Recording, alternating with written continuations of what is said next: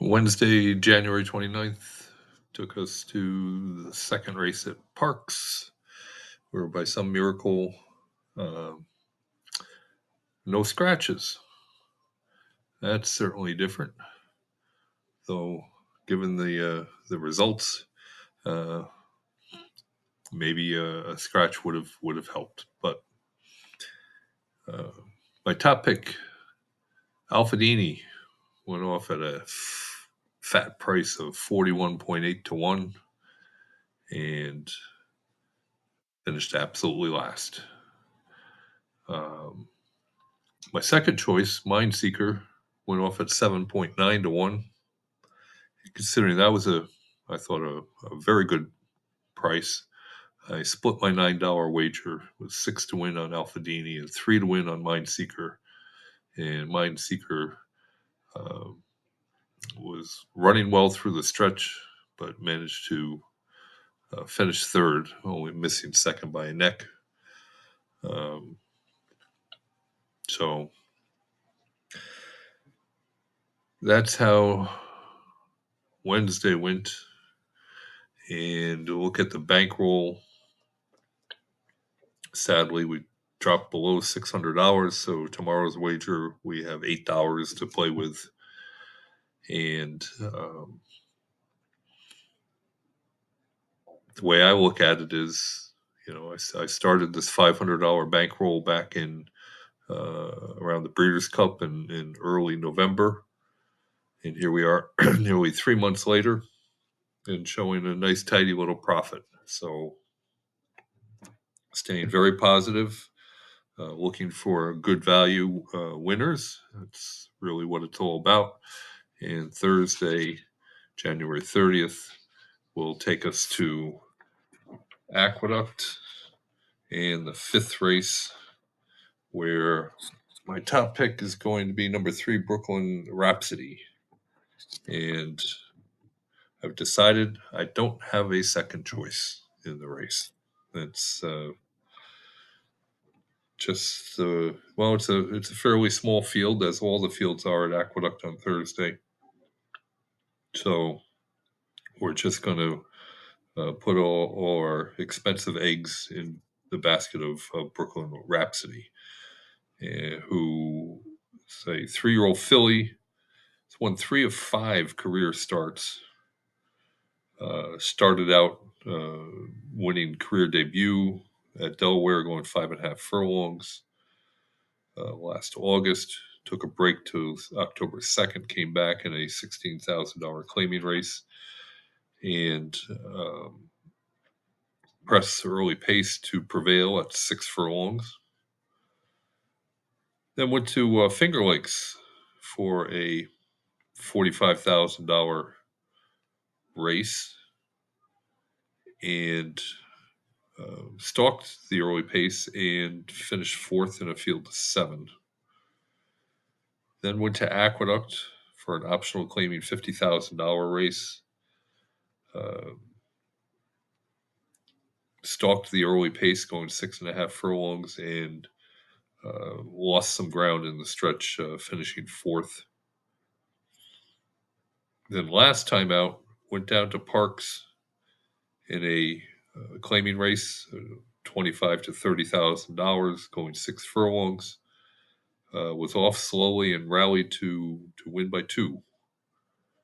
So now returns to Aqueduct in a optional claiming $50,000 race. And almost everybody in this field wants the early lead or be very close to it. And Brooklyn Rhapsody is the only one that has shown the ability to come from off the pace and win. So looking at the sire stats,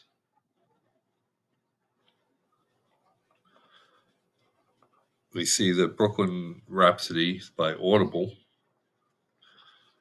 and Audible has had 10 previous winners of this type of race. And now we're talking about young horses. I still basically consider them to be 2-year-olds. And my young category keeps them in the young category until May 1st of their 3rd year. Uh, and after they break the horse breaks their maiden in the young category, uh, and go on and face other winners, do they continue to win? That's uh, that's the whole idea behind my maturity factor, which is the far right column. And you see for Brooklyn Rhapsody has a maturity factor of 37, and the average is 33, so slightly above average for Audible, having his young foals continue to win after breaking maiden while they're still young in the young category. Um, so 10 previous winners, and only one of the 10 came at 6 furlongs. Now, normally that would be a fairly large negative, except for the fact that this filly has won twice at 6 furlongs. So I don't see the distance as being a problem.